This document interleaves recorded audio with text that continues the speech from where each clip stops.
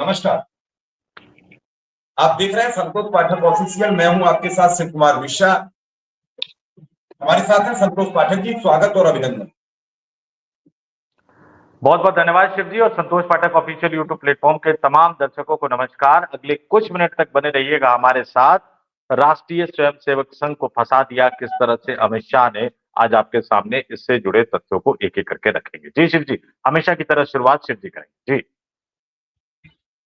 बड़ी हैरान कर देने वाली खबर है कि आखिर 1974 से लेकर और अब तक के सभी धरना प्रदर्शनों की जांच हो। आपको पता है कि इस समय धरना प्रदर्शन किसने किए? आरएसएस ने किए। क्या चाहती है भाजपा? क्या अमित शाह चाहते हैं कि मोदी की कुर्सी बरकरार रहे, इसलिए आरएसएस पे दबाव बनाया जाए? क्योंकि आज उनका 75वां जन्म दिवस है। अब वो 75 वर्ष के हो चुके हैं, तो 75 वर्ष के बाद इस्तीफा कैसे रोका जाए? और ये सब खबरें किसने की हैं शेयर? ये खबरें बताई हैं आरएसएस के मुखपत्र 5 जन ने। 5 जन ने। और 5 जन की खबर का प्रूफ उन्होंने ट्वीट करके दे दिया, एक्स पर पोस्ट कर दी।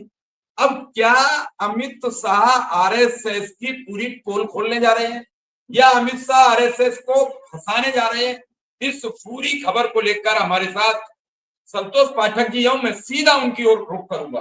पाठक जी, क्या है ये सच्चाई? एक्स पर तो पोस्ट लिख दिया 5 जन ने, लेकिन इस एक्स पर लिखी गई पोस्ट कितनी गहराई है? क्योंकि चाहे वो अन्ना आंदोलन हो, चाहे जयप्रकाश जेपी आंदोलन हो, या फिर अन्य आंदोलन हो, इन आंदोलनों की जब कलई खुलेगी तो क्या होगा? देखिए शिव जी, ऐसा लग रहा है कि राष्ट्रीय स्वयंसेवक संघ और भारतीय जनता पार्टी के बीच में शहमात का खेल चल रहा है। राष्ट्रीय स्वयंसेवक संघ और भारतीय जनता पार्टी की गुजरात लॉबी के बीच में शहमात का खेल चल रहा है। यह खबर कुछ दिनों पहले से हमारे पास थी।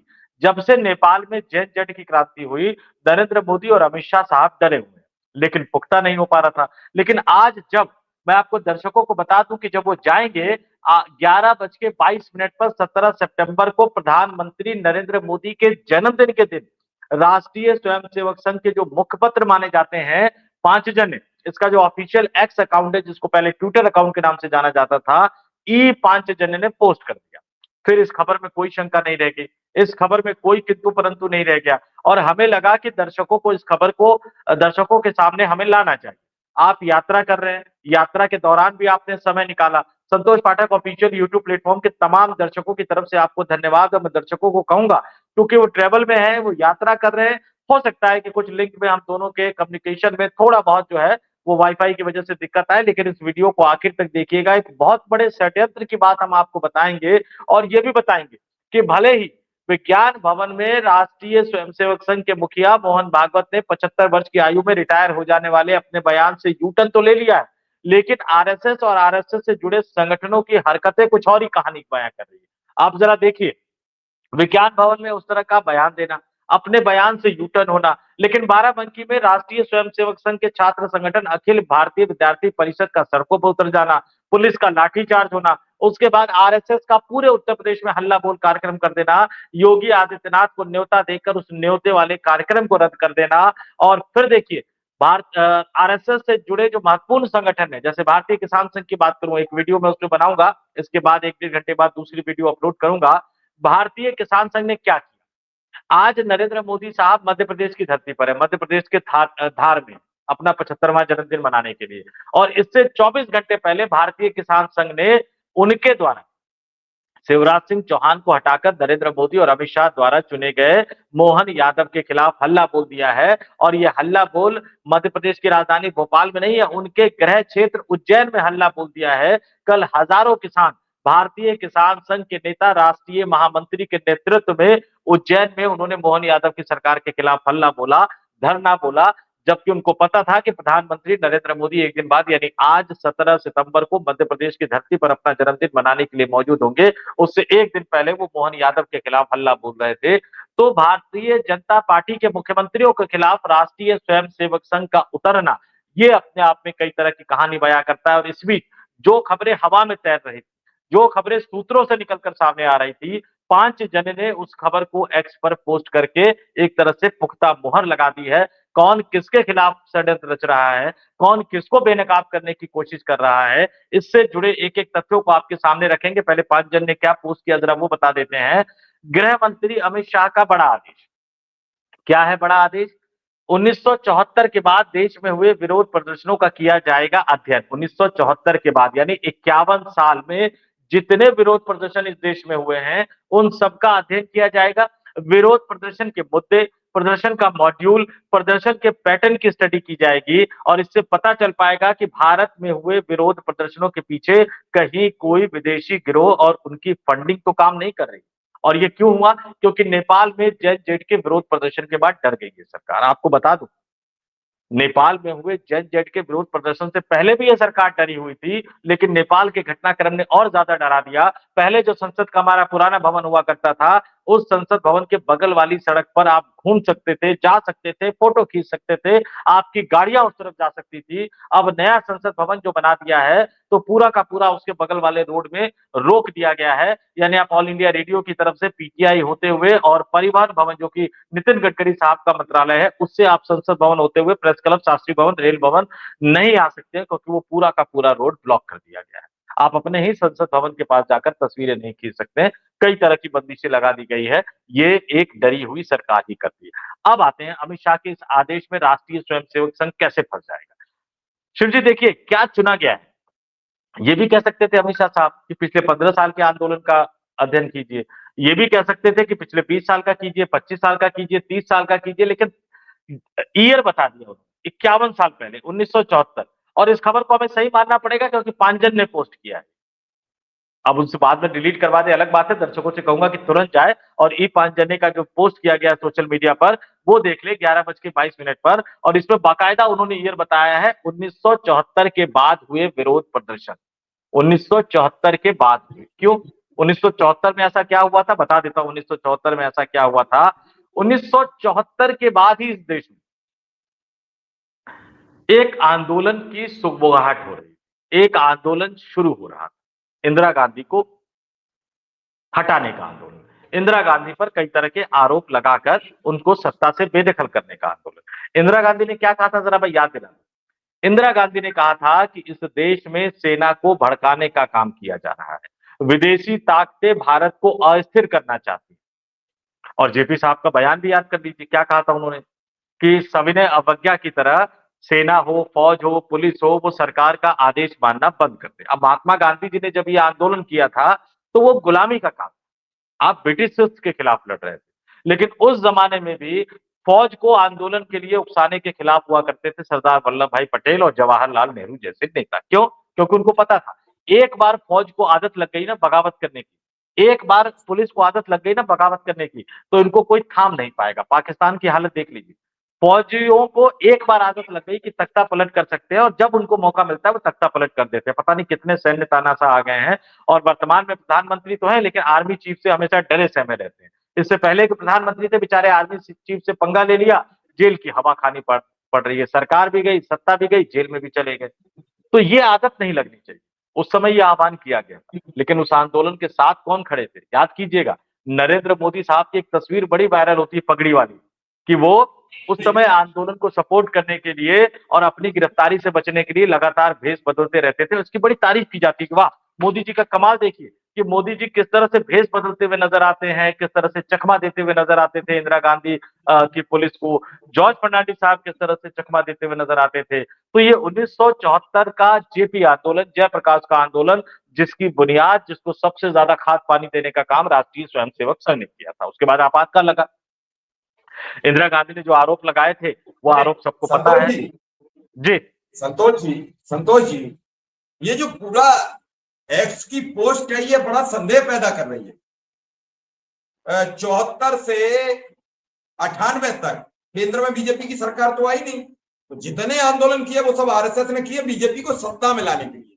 चाहे वो जेपी आंदोलन बीजेपी का सपोर्ट था, राम मंदिर आंदोलन बीजेपी का सपोर्ट था, उसके बाद अन्ना आंदोलन आरएसएस और बीजेपी दोनों का सपोर्ट था। यही 3 बड़े आंदोलन। मेरे निगाह में किसान आंदोलन बीजेपी के खिलाफ था, उसकी भी जांच हो जाएगी। उसमें तो 700 लोग मरे, सरकार को जवाबदेही तय करनी पड़ेगी। हो सकता है उन्हें शहीद का दर्जा मिल जाए आंदोलन के चलते। तो ये कई सवाल है जो खड़े कर रहे हैं कि आखिर सरकार इन आंदोलनों को क्यों जांच कराना चाहती है। क्या आरएसएस को फंसाना चाहती है ताकि आरएसएस सवाल ही न कर पाए। क्योंकि यहाँ मोहन भागवत भी डबल गेम खेल रहे हैं। वो पहले कहते हैं 75 वर्ष की आयु में हमको हटना पड़ेगा, हमें औरों को मौका देना पड़ेगा। उसके बाद नितिन गडकरी का पूरा प्रकरण आया सामने, और जब नितिन गडकरी के ऊपर ये आरोप लग रहे हैं, वो कह रहे हैं मिथ्या आरोप है, तो नितिन गडकरी इस पर किसी के खिलाफ कार्रवाई की क्यों नहीं कह रहे हैं। उनके खिलाफ एक ऐसा भी इन्फ्लुएंसर आ गया जिसने साफ साफ कहा कि मुझे 1.5 लाख देने की पेशकश प्रस्तुत की गई, मैंने स्क्रिप्ट भी लिखकर भेज दी, लेकिन मैंने काम नहीं किया। तो ये सब जब चल रहा है, तो क्या ये एक सोची समझी रणनीति के तहत चल रहा है? ये सब एक सिस्टम चल रहा है कि आबेल मुझे मार, मैं आरएसएस को मारने लगूंगा। ये है क्या? दरअसल बीजेपी में अगर अंतर घुसो आप, संतोष जी आपके बड़े गहरे सूत्र हैं, तो किसी भी नेता से, किसी भी राजनीतिक व्यक्ति से बात करो तो वो संतुष्ट नहीं है इस समय। वो कह रहा है कि भाई चल किसी की नहीं रही है, उन्हीं दो की चल रही है। हम यूपी में आ जाए तो सब एक ही बात कहते हैं कि बाबा की चल रही, बाकी किसी की नहीं चल रही है। कल आपको मालूम गोरखपुर में बवाल हो गया, बनारस में दरोगा फिर पिट गया, पहले वकील पिटा, फिर दरोगा पिट गया। पुलिस की तो छीजा लेदर हो रही है उत्तर प्रदेश में पूरी तरीके से। लेकिन इस सब के बावजूद देर रात केसर को बुला लेते हैं अमित शाह, पूरा समझिए। और मैं तो चूंकि आज आउट ऑफ स्टेशन हूं दिल्ली से, और मैं भी मध्य प्रदेश में आ गया, प्रधानमंत्री जी आए हुए हैं। लेकिन अरे वाह। मेरा एक आपसे सवाल है, क्या प्रधानमंत्री जी गया पहुंचे कि नहीं पिंडदान करने माता जी का? हम उसमें तो माता जी को हम छोड़ देते हैं शिव जी, लेकिन जो आपने सवाल उठाया वो वाकई बहुत गंभीर है। आप ये देखिए, जेपी के आंदोलन के बाद सरकार बनी, उस समय भारतीय जनसंघ का विलय जनता पार्टी में हुआ। जेपी के आंदोलन में, जिन आंदोलनों का जिक्र कर रहा हूं, उन आंदोलनों ने इस देश की राजनीतिक दशा और दिशा को बदला और हमेशा भारतीय जनता पार्टी को सत्ता में लाने का काम किया। मैं उन सिर्फ 3 आंदोलनों का जिक्र करके बाकी आंदोलनों के बारे में अब देश की जनता के सामने रख दूंगा कि भारतीय जनसंघ का विलय जनता पार्टी में हुआ, जनता पार्टी चुनाव जीती और भारतीय जनसंघ हुआ करता था उस समय, अटल बिहारी वाजपेयी, लाल कृष्ण आडवाणी उस सरकार में मंत्री बने। आडवाणी जी सूचना एवं प्रसारण मंत्री बने, जिस पर आजकल अश्विनी वैष्णव जी बैठे हुए हैं, जिन्होंने अडानी साहब के वीडियो डिलीट करने का आदेश दे दिया एक अदालत के आदेश पे। खैर, उस पर आगे हम बात करेंगे। और अटल बिहारी वाजपेयी जी विदेश मंत्री बने। तो क्या उस आंदोलन में विदेशी फंडिंग थी, अमित शाह उसकी जांच करवाना चाहते हैं क्या? उसमें तो आरएसएस भी फंसेगा, उसमें तो नरेंद्र मोदी साहब भी फंस जाएंगे, उसमें तो आडवाणी जी और अटल बिहारी वाजपेयी जी जो भी दुनिया में नहीं है, उन तक छींटे पहुंचेंगे। जयप्रकाश जिनको जेपी कहा जाता है, उन तक छींटे पहुंचेगी। कई बड़े बड़े दिग्गज नेताओं तक छींटे पहुंचेगी, जिसमें राम मनोहर लोहिया भी होंगे, जिसमें नानाजी देशमुख भी होंगे, जिसमें आरएसएस के उस समय के नेता भी होंगे, आरएसएस का पूरा संगठन होगा, भारतीय जनसंघ का पूरा कैडर होगा। अब आते हैं दूसरे पे।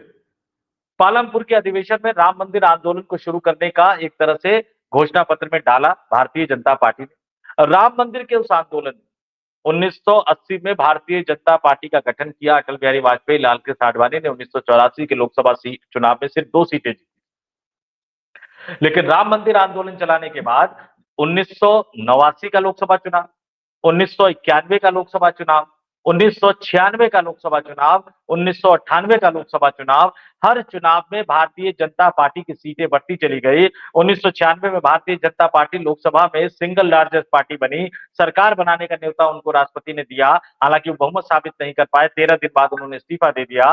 लेकिन 1998 में फिर उन्होंने सरकार बनाई, 13 महीने की सरकार। 1999 में फिर सरकार बनाई, 5 साल तक चला सकते थे, लेकिन इंडिया साइनिंग के चक्कर में आकर उन्होंने समय से पहले चुनाव करवा लिया और उनकी विदाई हो गई। राम मंदिर आंदोलन को पूरे देश में खड़ा करने का काम विश्व हिंदू परिषद ने किया, उसको राजनीतिक रूप से खड़ा करने का काम भारतीय जनता पार्टी, लाल कृष्ण आडवाणी ने किया, रथ यात्रा निकालकर, जिस यात्रा के संयोजक खुद नरेंद्र मोदी साहब हुआ करते थे। एक एक चीज को जोड़िए, और उस यात्रा ने भारतीय जनता पार्टी को सत्ता में पहुंचाने में एक महत्वपूर्ण भूमिका निभाई थी। तो क्या राम मंदिर आंदोलन की भी जांच करवाना चाहते हैं अमित शाह, और राम मंदिर आंदोलन की जांच करवा के किसको फंसाना चाहते हैं? ये सिर्फ आरएसएस के खिलाफ नहीं है। ये जो बार बार हम कहते थे, दर्शकों को सोचना होगा, मैं ये कहता था कि गुजराती लॉबी के अंदर भी कुछ ना कुछ चल रहा है, नरेंद्र मोदी बनाम अमित शाह के अंदर भी कुछ ना कुछ चल रहा है। ये सबको पता था कि भारत पाकिस्तान का मैच होगा तो नरेंद्र मोदी की छवि खराब होगी, लेकिन इसके बावजूद भारत पाकिस्तान के मैच को लेकर केंद्र सरकार की तरफ से एनओसी किसने दी, किसने करवाया? कई तरह के सवाल उठते हैं। क्या मोदी वर्सेस अमित शाह भी हो रहा है? अमित शाह एक तरफ जो है वो प्रधानमंत्री को लेख लिख के उनके जन्मदिन की बधाई दे रहे नहीं हैं, नहीं, क्यों सोशल नहीं हो मीडिया रहा पर है, पोस्ट क्यों करके नहीं हो रहा जन्मदिन है, की बधाई दे क्यों रहे हैं। क्यों नहीं हो रहा है? भाई निशिकांत दुबे क्यों कहते हैं कि आने वाले 20 वर्ष तक मोदी जी प्रधानमंत्री रहेंगे? ये उन्हें किसने बताया? क्यों नहीं हो रहा है, आप बताइए। और जो सर्वे आ रहा है CSDS का, उसमें अमित शाह मोदी जी के बाद सबसे लोकप्रिय बताए जा रहे हैं, योगी जी तीसरे नंबर पर। और पहले जो सर्वे आता है उसमें योगी दूसरे नंबर पर, अमित शाह तीसरे नंबर पर। तो ये जो उठा पटक का खेल चल रहा है, कहीं ना कहीं हमें लग रहा है साहिब के झोला उठाने का वक्त आ गया है। अब साहिब झोला नहीं संभाल पा रहे, और झोला डोला तो सिंहासन डोला, और सिंहासन डोला तो इस्तीफा देना पड़ेगा। और अगर इस्तीफा हो गया तो पूरे देश में बीजेपी में एक तरीके की प्रलय आएगी, पदों के लिए मारामारी मच जाएगी, प्रधानमंत्री के कई प्रबल दावेदार निकल के आ जाएंगे। गडकरी जी अभी कुछ कर नहीं रहे इसी चक्कर में कि पहले हम जो पूर्ति घोटाला था उसमें हमारी जांच शुरू हो गई थी, हम साइड से हो गए, हम पीएम इन वेटिंग रह गए। अब तो हमारा नाम ही नहीं है पीएम इन वेटिंग में। Shivraj Singh PM in waiting न रह जाए, Yogi Adityanath PM in waiting न रह जाए, Rajnath Singh PM in waiting न रह जाए, निर्मला सीतारमण, अब तो ढेरों नाम है। इन नामों में से वसुंधरा राजे सिंधिया, इन नामों में से क्या बीजेपी किसी नए चेहरे को चुनेगी?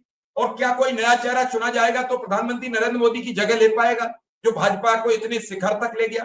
क्या वो नरेंद्र मोदी का विकल्प बन पाएगा? जैसे डर इंदिरा का आलम इंदिरा जी के देखिए जाने के बाद राजीव, शिव तो जी। राजीव के जाने के शिव बाद कोई ऐसा विकल्प नहीं बना जो कांग्रेस खड़ी हो पाती। क्या आज शिव जी मोदी का विकल्प कोई बन पाएगा? शिव जी तो डर का कई आलम देखिए। सवाल हैं, इस जांच के मायने बहुत गहरे हैं। क्या बीजेपी में यह साबित किया जा रहा है कि मोदी के बाद फिर अमित शाह को लाइए वरना बीजेपी चौपट हो जाएगी? तो ये कई चीजें जो आपको बता रही हैं वो समझनी पड़ेगी। नहीं, और संतोष जी, शिव जी डर का आलम देखिए, शिव जी डर का आलम देखिए, डर के आलम के बारे में भी थोड़ा सा मैं आपको बताऊंगा कि कैसे भारतीय जनता पार्टी के नेता एक एक करके राष्ट्रीय अध्यक्ष बनने से इंकार कर रहे हैं। ये एक चौंकाने वाला खुलासा मैं आपके सामने करूंगा। भारतीय जनता पार्टी के नेताओं में कैसे खलबली मची हुई, वो भी चौंकाने वाला खुलासा करूंगा। लेकिन एक तीसरा सबसे बड़ा आंदोलन पहले दर्शकों को बता देता हूँ। 2011 के बाद का वाकया, जब ये लग रहा था, 2010 के बाद के वाकया, जब ये लग रहा था कि राहुल गांधी देश के प्रधानमंत्री बनेंगे, गांधी परिवार से एक और व्यक्ति देश का प्रधानमंत्री बनेगा, अचानक रामदेव उतर जाते हैं, श्री श्री रविशंकर उतर जाते हैं, और ये सब पकड़ के लाते हैं किसको? महाराष्ट्र से अन्ना हजारे को। फिर उसमें अरविंद केजरीवाल जुड़ जाते हैं, उसमें कई एनजीओ के लोग जुड़ जाते हैं। एक बड़ा आंदोलन भ्रष्टाचार के खिलाफ कर दिया जाता है, और जंतर मंतर से लेकर रामलीला मैदान तक, चाहे खाना, चाहे पानी, चाहे दवाई, चाहे टेंट, चाहे अन्य तरह की व्यवस्था, इन सबको करने में राष्ट्रीय स्वयंसेवक संघ के स्वयंसेवक और कार्यकर्ता आगे रहते हैं। जैसे भागवत जी ने कहा ना कि मथुरा काशी को हमारा सपोर्ट नहीं है, लेकिन स्वयंसेवक जाए तो मदद करना चाहे तो कर सकते हैं। उसी तरह का माहौल हो गया था। अमित शाह तक ने अपने एक इंटरव्यू में कहा था कि वो जंतर मंतर जाकर उन्होंने देखा कि कितना गुस्सा इस देश के लोगों में है, और फिर उन्हें भारतीय जनता पार्टी की रणनीति बनाने का समय मिला। एक एक चीज को तौल के देखिएगा, एक एक चीज को जोड़कर देखिएगा कि मनमोहन सिंह सरकार का अमेरिका के साथ परमाणु डील के लिए अड़ जाना, अमेरिका को उनकी नहीं, औकात बता देना। एक और आपको आंकड़ा बता दें, एक और आंकड़ा बता दें। बार बार प्रधानमंत्री नरेंद्र मोदी घुसपैठियों का जिक्र करते हैं। 11 वर्ष में 3500 घुसपैठिए भारत से बाहर भेजे गए। मनमोहन सिंह के नाम पर 36,000 घुसपैठिए बाहर भेजे गए। मैं मान लेता हूं कि पूरे 10 साल में भेजे हों, लेकिन 10 साल में 36,000 और इन 11 साल में 3500, क्या घुसपैठियों का यही रिकॉर्ड है? बार बार ये कहा नहीं, जा रहा है, कोई इस पर सवाल और पूछता क्यों नहीं प्रधानमंत्री जी से? इसी अरे से जोड़ के बड़े देखिए, सवाल है। इसी से जोड़ के देखिए, मनमोहन सिंह के खिलाफ माहौल विदेशी लॉबी ने क्या बनाना शुरू किया था, क्योंकि वो विदेशों के आगे उन्होंने झुकने से इंकार कर दिया था। राहुल गांधी अगर प्रधानमंत्री बन जाते, गांधी परिवार से अगर कोई प्रधानमंत्री बनता, तो क्या 2014 के लोकसभा चुनाव में मोदी जीत पाते? आप एक एक कड़ी को जोड़िएगा, फिर ये आंदोलन होता है, और उस आंदोलन को मैंने बड़ी गहराई से कवर किया है शिव जी, बहुत गहराई से मैंने उस आंदोलन को कवर बिल्कुल किया है। बिल्कुल। भारतीय जनता पार्टी के एजेंट जो है, वो आरएसएस के एजेंट जो कांग्रेस पार्टी में कहे जाते थे, माने जाते थे, वो पहली बार मैंने महसूस किया जब रामदेव का स्वागत करने के लिए चार चार केंद्रीय मंत्री दिल्ली एयरपोर्ट पर पहुंच जाते हैं, और उन्हीं रामदेव पर रामलीला मैदान में लाठीचार्ज करवाया जाता है। फिर मैंने देखा कि कैसे अन्ना हजारे को गिरफ्तार करके एक बड़ा नेता बनाया जाता है, और फिर तिहाड़ जेल से लेकर इंडिया गेट से लेकर इंडिया गेट से लेकर रामलीला मैदान तक, राजघाट तक लाखों की भीड़ उतार दी जाती है और उस माहौल का फायदा, ये खुद अमित शाह कहते हैं कि उन्होंने देखा कि पब्लिक में कितना गुस्सा है, उस माहौल का फायदा जो उठाते नजर आते हैं वो नरेंद्र मोदी और गुजराती लॉबी उठाती हुई नजर आती है। गडकरी के दोबारा अध्यक्ष बनने की संभावना को पूर्ति का मामला सामने लाकर ठंडे बस्ते में डाल दिया जाता है। और पूर्ति का मामला जिस संपादक ने सबसे ज्यादा उठाया शिव जी, वो संपादक बाद में अपना चैनल खोल लेते हैं राष्ट्रवादी सिक्कों की खनखनाहट की बात करते हुए, और जो रिपोर्टर नितिन गडकरी के मुंह में माइक घुस घुस के पूर्ति के बारे में पूछा करते थे, वो आज इस देश के बड़े पत्रकार बन गए हैं। हालांकि उनको ये पता नहीं था कि कल्याण सिंह की मृत्यु पर बोलते हुए वो कल्याण सिंह को एक बड़ा ठाकुर नेता बताते हुए नजर आते हैं। ये उन पत्रकार की सोच समझ और उन पत्रकार की जानकारी है, लेकिन वो इस षड्यंत्र का हिस्सा बनकर कहीं ना कहीं नितिन गडकरी के खिलाफ काम करते हुए आज इस देश के बड़े पत्रकार बन गए हैं। नाम किसी का नहीं लूंगा, तमाम लोग समझ गए होंगे, जो बिल्कुल बिल्कुल जानते हैं, किसी जो का नाम। भाजपा को कवर करते हैं वो समझ गए होंगे। लेकिन उसके बाद उस आंदोलन से सबसे ज्यादा फायदा किसको हुआ? अरविंद केजरीवाल तो बेचारे से दिल्ली तक रह गए, मुख्यमंत्री बनकर रह गए, लेकिन उस आंदोलन से सबसे ज्यादा फायदा भारतीय जनता पार्टी को हुआ। नरेंद्र मोदी प्रधानमंत्री बनकर आए, तो क्या उस आंदोलन में अन्ना हजारे के आंदोलन की भी जांच होगी कि आरएसएस क्यों जुड़ा उसमें, कैसे जुड़ा उसमें? क्या इस बात की जांच होगी कि रामदेव बार बार उसका फायदा भाजपा को क्यों पहुंचाना चाहते थे? क्या इस बात की जांच होगी कि जब रामलीला मैदान में बार बार श्री रविशंकर पहुंचकर क्यों अन्ना हजारे को कहते थे कि मेरी आडवाणी जी से बात हो गई, चलिए आडवाणी जी से मिल लेते हैं? और बिल्कुल आप ठीक कह रहे हैं। अचानक उसी रामलीला मैदान से एक किस्सा तो मैं बताता हूँ कि हमारे लाइव इंडिया के ऑफिस में अरविंद केजरीवाल, प्रशांत भूषण आए हुए थे। अचानक उनके पास खबर आई शो के बीच में, उन्होंने कहा नहीं मुझे जाना पड़ेगा। मैंने पूछा क्या हुआ? कह रहे यार श्री श्री रविशंकर पहुंच गए, फिर वो अन्ना हजारे को आडवाणी जी के घर ले जाना चाहते हैं। यानी भारतीय जनता पार्टी को इस आंदोलन का श्रेय देना चाहते हैं। वो व्यक्ति कौन था उनका भी नाम नहीं लूंगा, लेकिन उन व्यक्ति के पास कहां से फोन आ रहा था, कैसे फोन आ रहा था, बाद में श्री श्री रविशंकर साहब को भी नतमस्तक होना पड़ा था गुजराती लॉबी के आगे। आजकल वो भी तारीफ करते हुए नजर आ रहे हैं। तो क्या उस आंदोलन की भी जांच होगी? इस 1974 से लेकर जेपी से लेकर अगर अन्ना आंदोलन तक सभी आंदोलनों की जांच होगी, तो इसमें सिर्फ राष्ट्रीय स्वयंसेवक संघ ही नहीं फंसेगा, इसमें नरेंद्र मोदी साहब भी फंसते हुए नजर आएंगे। और यही अमित शाह के इस आदेश का सबसे बड़ा दिलचस्प एंगल है, जिसके बारे में लोगों को सोचने की जरूरत है, समझने की जरूरत है। अब गुजराती लॉबी के खौफ की बात कही ना आपने, नितिन गडकरी को भागवत साहब ने पूछा अध्यक्ष बनेंगे दोबारा? गडकरी जी ने कहा मैं नहीं बनूंगा, एक बार बनकर भुगत चुका हूं, कुछ बोलता हूं तो अब मेरे बेटे की कलाई खोलने लग गए हैं। राजनाथ सिंह को बुला के पूछा भैया अध्यक्ष बनोगे? तो राजनाथ सिंह ने कहा कि नहीं रहने दीजिए, इस बार आप किसी दूसरे को उन्होंने तो मौका हाथ खड़े दीजिए। कर दिए पहली बार में। शिवराज सिंह चौहान को बुलाकर पूछा कि भैया अध्यक्ष बनोगे? तो उन्होंने कहा कि सर देखिए मेरी तो उम्र हो गई है, किसी युवा को अध्यक्ष बनाना चाहिए, बाकी फिर भी आप आदेश देंगे। कहते हैं कि सूचना मिली तो सोचना बंद, ये आरएसएस का सूत्र वाक्य है। तो फिर भी आप आदेश देंगे तो मैं बन जाऊंगा, लेकिन इशारों इशारों में उन्होंने ही मना कर दिया। ये दिग्गज नेता भारतीय जनता पार्टी के राष्ट्रीय अध्यक्ष क्यों नहीं बनना चाहते? क्योंकि उनको पता है कि अगर गलती से बन गए तो आरएसएस उनको डंडा करेगा कि मेरे एजेंडे को लागू करो, और जब वो उनके बिल्कुल एजेंडे को बिल्कुल लागू बिल्कुल। करना चाहेंगे तो इधर से खबरें प्लांट की जाएगी, खबरें छपवाई जाएंगी, और सिर्फ उन्हीं के बारे में नहीं, उनके बेटे के बारे में, उनकी बेटी के बारे में, उनके बहू के बारे में कई तरह की चीजें, कई तरह की खबरें निकलकर सामने आएगी। और वो कहते हैं कि चौबे जी बनने चले छब्बे जी और दूबे जी बनकर रह गए। बिल्कुल इसलिए बिल्कुल बिल्कुल आपने ठीक भारतीय उदाहरण दे जनता दिया। पार्टी के किसी बड़े नेता की हिम्मत नहीं हो रही है कि वो पार्टी का राष्ट्रीय अध्यक्ष का पद स्वीकार कर सके। और ऐसे में दूसरी पंक्ति और तीसरी पंक्ति के नेता के अध्यक्ष बनने की संभावना बहुत बलवती हो गई है। बहुत जल्दी मैं इस पर खोजबीन में लगा हुआ हूं, और बहुत जल्दी इस पर एक वीडियो करके मैं देश की जनता के सामने, अपने दर्शकों के सामने रखूंगा। नहीं, आपने बहुत महत्वपूर्ण जानकारी दिया। दर्शकों की ये नैतिक जिम्मेदारी है, वीडियो देखें और आगे बढ़ाएं। और सभी संतोष पाठक ऑफिशियल के दर्शकों का बहुत बहुत आभार, बहुत बहुत धन्यवाद। संतोष जी आपका भी बहुत बहुत आभार, बहुत बहुत धन्यवाद। बहुत बहुत धन्यवाद शिव जी। और एक अपील मैं दर्शकों से जरूर करना चाहूंगा, जैसे मैंने कहा कि भागवत साहब को घेरने की कोशिश, आरएसएस को घेरने की कोशिश अमित शाह कर रहे हैं, और ऐसा करने में शायद वो मोदी साहब को भी घेरते हुए नजर आ रहे हैं। लेकिन आरएसएस कैसे जमीन पर उतरकर भारतीय जनता पार्टी को घेर रहा है, गुजराती लॉबी को घेर रहा है, इसके बाद मैं एक स्टोरी करूंगा। इसके एक डेढ़ घंटे बाद मैं उस स्टोरी को अपलोड करूंगा, आप उस स्टोरी को भी देखिएगा। इस स्टोरी को देख के कमेंट करके जरूर बताइएगा कि अमित शाह के इस जांच के आदेश को लेकर आपका क्या सोचना है। और जो खबर 2-3 दिन पहले से हवा में तैर रही थी, राष्ट्रीय स्वयंसेवक संघ के मुखपत्र 5 जन्य को आज नरेंद्र मोदी साहब के जन्मदिन के दिन ये पोस्ट करने की जरूरत क्यों पड़ी? उन्होंने खुद से किया या उनसे करवाया? तो तमाम दर्शकों से कहूंगा संतोष पाठक ऑफिशियल यूट्यूब प्लेटफॉर्म को सब्सक्राइब कीजिए। अगर स्पेशल व्यूअर के तौर पर, मेंबर के तौर पर ज्वाइन कर सकते हैं तो ज्वाइन भी कीजिए। और शिव जी, आज एक बार फिर से आप यात्रा में हैं, लेकिन मध्य प्रदेश की धरती से हमारे साथ जुड़ने के लिए आपका बहुत बहुत धन्यवाद शिव जी। नमस्कार। नमस्कार।